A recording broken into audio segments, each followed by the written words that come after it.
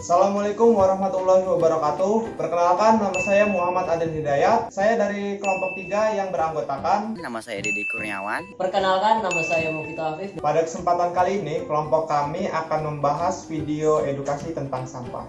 Baiklah, saya Muhammad Adil Hidayat akan menjelaskan tentang pentingnya menjaga lingkungan. Kenapa kita perlu menjaga lingkungan? Sebelumnya saya akan menjelaskan kepada teman-teman semua apa itu lingkungan hidup. Lingkungan hidup yaitu segala sesuatu yang ada di sekitar manusia yang mempengaruhi perkembangan kehidupan manusia secara langsung maupun tidak langsung.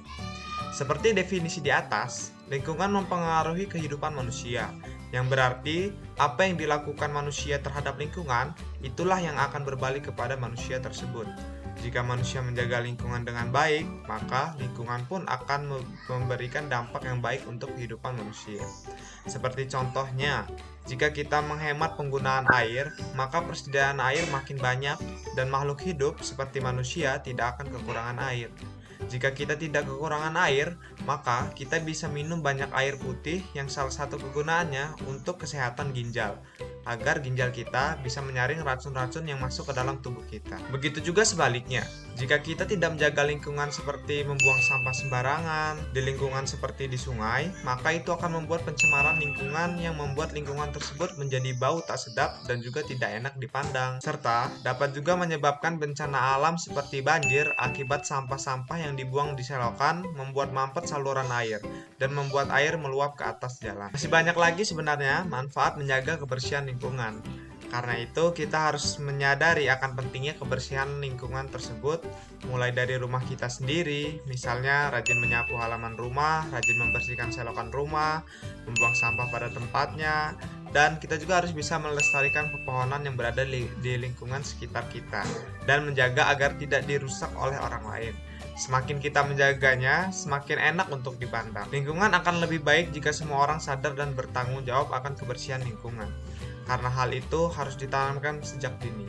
Di sekolah pun kita diajarkan untuk selalu hidup bersih. Jadi, kita sebagai manusia perlu menjaga lingkungan agar mendapatkan dampak-dampak positif bagi manusia. Di agama Islam pun kita diajarkan untuk selalu hidup bersih karena kebersihan adalah sebagian dari iman. Pada intinya, kita harus bisa menjaga lingkungan di sekitar kita agar hal-hal yang tidak diinginkan tidak terjadi. Baiklah, sekian yang dapat saya sampaikan. Selanjutnya akan ada teman saya, Dede Kurniawan, yang akan menyampaikan materi selanjutnya. Sampah terbagi dalam 3 jenis. Yang pertama adalah sampah organik. Sampah organik adalah jenis sampah yang mudah terurai menjadi bahan alami yang lebih kecil atau sering kita sebut sebagai kompos. Kompos merupakan hasil penguraian dari dedaunan, rumput, ranting, kulit buah dan sayur, serta sampah lain yang sejenis. Rata-rata, sampah organik butuh waktu 7 hingga 30 hari untuk terurai oleh mikroba. Sampah anorganik adalah sampah yang dihasilkan dari bahan-bahan yang tidak alami dan merupakan sampah buatan manusia, baik berupa produk sintetik maupun hasil proses teknologi pengolahan bahan tambang yang tidak dapat diuraikan oleh alam. Contohnya adalah plastik, botol, styrofoam, kaleng, sedotan, dan lain-lain. Sampah jenis ini membutuhkan waktu 100 hingga ribuan tahun untuk terurai. Bahkan ada jenis sampah yang tidak dapat diuraikan sama sekali. Limbah bahan beracun dan berbahaya atau yang sering disingkat B3 adalah limbah dari sisa usaha atau kegiatan yang mengandung zat atau komponen yang secara langsung maupun tidak dapat mencemarkan, merusak, atau membahayakan lingkungan hidup, kesehatan serta kelangsungan hidup manusia dan makhluk hidup lain. Limbah B3 dapat mengandung zat atau bahan anorganik yang berbahaya bagi alam dan manusia. Limbah B3 sering kita temui di kehidupan kita sehari-hari. Namun karena ketidaktahuan, tanpa sadar kita memperlakukan jenis limbah ini sama seperti kita memperlakukan sampah biasa. Padahal konsekuensi jangka panjangnya terhadap lingkungan dan kesehatan kita sangat berbahaya. Apa saja sih contohnya sampah B3? Yang pertama adalah bekas pengharum ruangan, pemutih pakaian, deterjen pakaian, pembersih kamar mandi, pembersih kaca atau jendela, pembersih lantai, pembasmi serangga, lem perekat, batu baterai, aki bekas, oli bekas, dan masih banyak lagi. Untuk sampah jenis ini, pengelolaannya tidak dapat dilakukan secara sembarangan. Perlu penanganan khusus dari ahli. Tempat umum biasanya menyediakan 3 jenis tempat sampah. Salah satunya untuk sampah jenis B3 dan biasanya berwarna merah. Assalamualaikum warahmatullahi wabarakatuh. Pada kesempatan kali ini, saya Mufito Afif ingin membawakan materi tentang daur ulang. Nah, sebelumnya, Teman-teman di sini sudah tahu belum daur ulang itu apa? Jadi, daur ulang atau recycle adalah proses untuk menjadikan suatu bahan bekas menjadi bahan baru dengan tujuan mencegah adanya sampah yang sebenarnya dapat menjadi sesuatu yang berguna, mengurangi penggunaan bahan baku yang baru, mengurangi penggunaan energi, mengurangi polusi dan kerusakan lahan.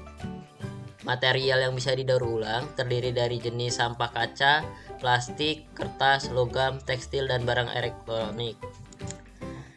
Alur daur ulang terdiri dari proses pengumpulan sampah, lalu penyortiran atau mengelompokkan jenis sampah, setelah itu pembersihan dan pemrosesan material baru untuk proses produksi. Nah, ini ada 3 tempat sampah yang berbeda warna. Mereka memiliki fungsinya masing-masing. Untuk tong sampah warna hijau, tempat sampah organik. Sampah inilah yang dijadikan bahan pupuk kompos seperti daun-daunan, bekas sayuran, dan lain-lain. Tong sampah warna kuning, tempat sampah non-organik seperti plastik bekas, gelas bekas, air mineral kemasan, jenis plastik, dan lain-lain. Dengan adanya tempat sampah ini dapat mempermudah pemanfaatannya sebagai kerajinan daur ulang atau didaur ulang di pabrik. Tong sampah warna merah B3, bahan berbahaya dan beracun seperti sampah beling, kaca gelas beling, bekas deterjen, obat nyamuk, baterai, dan lain-lain. Dengan adanya tempat sampah ini agar tidak membahayakan bagi orang lain. Dengan kita membuang sampah sesuai dengan jenisnya, maka kita sudah sedikit membantu dalam proses daur ulang, tepatnya pada proses penyortiran. Berikut adalah contoh daur ulang sampah plastik. Yang pertama, ada tempat pensil dari botol plastik bekas. Yang kedua, ada dompet koin dari botol plastik bekas. Yang ketiga, ada tempat lampu dari botol plastik. Semua ini dari botol plastik bekas. Nah, teman-teman, sudahkah kalian memanfaatkan sampah kalian dengan baik? Ada cara yang menghasilkan uang dari sampah plastik loh, yaitu dengan cara menjual sampah kalian di aplikasi Recycle Plastik jual beli sampah daur ulang yang bisa kalian dapatkan di Google Play Store. Berikut kami akan jelaskan tentang cara penggunaan aplikasi tersebut. Nah, pertama-tama kalian perlu mendownload aplikasi RP jual beli sampah daur ulang ini di Play Store. Kalian bisa search aja di kolom pencarian RP jual beli, nanti kalian akan muncul aplikasinya seperti ini ya. Ini developernya bernama Teknik Informatika Universitas Lampung. Kalian bisa download aja aplikasinya karena aplikasinya ini gratis. Lalu kalau sudah kalian download, kalian bisa langsung buka saja aplikasinya. Nah, nanti kalian di kolom ini kalian akan diminta email dan kata sandi. Jika kalian belum membuat akun, kalian bisa ke kolom daftar sekarang, belum memiliki akun, kalian klik. Nah, lalu di sini kalian akan memasukkan data email, nama, tanggal lahir, dan password kalian. Nah, kalau sudah buat akun, kalian nanti bisa langsung login aja ke akun yang sudah kalian buat. Di sini karena saya sudah membuat akun, jadi saya tinggal login saja. Nah, ini dia tampilan dari aplikasi RP Jual Beli ini. Di atas terpampang nama kalian, Muhammad Al Hidayat, dan juga saldonya. Nah, untuk di bagian bawah sini ada informasi apa itu RP, bagaimana melakukan. Di sini informasinya semuanya lengkap banget.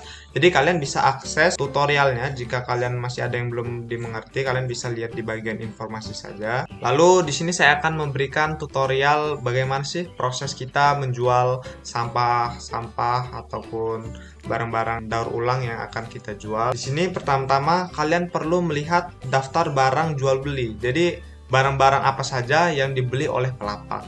Di sini kalian bakal melihat apa saja barang-barangnya, seperti ada kompos, ada kertas putih, kertas koran, gelas air mineral, botol plastik air mineral, aluminium tipis, dan juga aluminium tebal. Di sini kalian akan melihat masing-masing harganya. Dan juga ada deskripsinya juga, penjelasannya dari barang tersebut. Di sini untuk barang termahal ada kompos yang bisa kalian buat dengan sampah organik yang kalian kumpulkan dari limbah dapur. Bisa kalian jadikan kompos. Dan juga barang-barang tak terpakai atau sampah-sampah yang biasa kalian pakai di rumah itu bisa kalian kumpulkan. Kalau kalian sudah menemukan barang apa yang ingin kalian jual, kalian bisa mencari lapak pembeli. Jadi untuk menjual sampah-sampah tersebut, kalian bisa mencari lapaknya. Di sini ada, untuk sementara ini ada 4 tempat di mana kalian bisa menjual lapak tersebut. Di tab pencarian lapak ini kalian bisa melihat ada lapak Handrio, Lapak Lapati, Ardi, dan Bank Sampah Lestari. Nah, di lapak ini misalnya kalian akan menjual di lapak Handrio. Nah, kalian bisa klik saja. Di sini bakal ada informasi tentang lapak tersebut. Di sini lapaknya bergabung pada tanggal 6 Mei ya. 6 Mei 2021. Lalu di sini ada keterangan lapak buka. Lalu ada kontaknya juga, kontak WA, kalian bisa menghubungi dahulu mungkin. Lalu di sini juga ada alamat lengkapnya, teman-teman. Kalau kalian sudah menemukan tempat lapak yang kalian ingin jual, langkah selanjutnya kalian bisa datang ke lapak tersebut. Nah, jika kalian sudah datang ke sana, kalian bakal bisa menemui pelapaknya, lalu kalian bakal bisa melakukan proses jual beli sampahnya. Tentu saja kalian sudah membawa sampah yang akan kalian jual. Di sini pelapak bakal minta QR kode kalian. Nah, jadi QR kode ini bakalan di-scan oleh pelapak untuk mendapatkan data kalian. Nah, jika sudah di-scan, nah kalian bakalan bisa melakukan proses jual beli sampahnya dengan cara menimbang sampahnya tentu, berapa berat dari sampah kalian dan berapa uang yang akan kalian dapatkan dari sampah yang kalian jual tersebut. Jika sudah, pelapak akan langsung mentransfer saldo ke akun kalian. Nanti kalian bakal mendapatkan saldo di akun kalian, dan untuk pencairannya sendiri, kalian bisa masuk ke menu tukar saldo. Nah, di sini ada pilihan saldonya, ada 20.000, ada 25.000, dan seterusnya sampai maksimal tuh 500.000. Jadi kalian bisa memanfaatkan sampah-sampah limbah yang ada di rumah kalian tuh bisa kalian jual dan kalian manfaatkan untuk bisa mendapatkan duit. Di sini kalian bisa isi nama bank, nomor rekening, dan juga keterangan lain. Nah, selain kita bisa menjual sampah, ini kita bisa juga membeli sampahnya. Nah, jadi sebenarnya caranya sama, kalian bisa pengisian saldo dahulu. Nah, jika kalian sudah mengisi saldo, di sini ada keterangan bank-banknya, teman-teman. Dan kalian bisa isi nominal pengisiannya. Lalu kalian bisa datang ke lapak lagi dan kalian bisa membeli sampah-sampah yang ingin kalian beli di toko lapak tersebut. Baiklah teman-teman, berikut penjelasan singkat tentang cara penggunaan aplikasi jual beli sampah. Jika kalian mungkin ada pertanyaan, mungkin kalian bisa lihat di kolom informasi itu karena sudah lengkap semua. Dan harapan saya semoga kalian semua bisa memanfaatkan aplikasi ini agar kalian bisa pertama menjaga lingkungan hidup, kedua kalian juga bisa memanfaatkan sampah agar bisa mendapatkan uang. Baiklah, sekian penjelasan dari saya. Saya harap kalian semua bisa memahami penjelasan singkat dari saya. Sebelumnya saya ucapkan mohon maaf bila ada salah kata. Kepada Allah saya mohon ampun. Saya ucapkan terima kasih. Wassalamualaikum warahmatullahi wabarakatuh.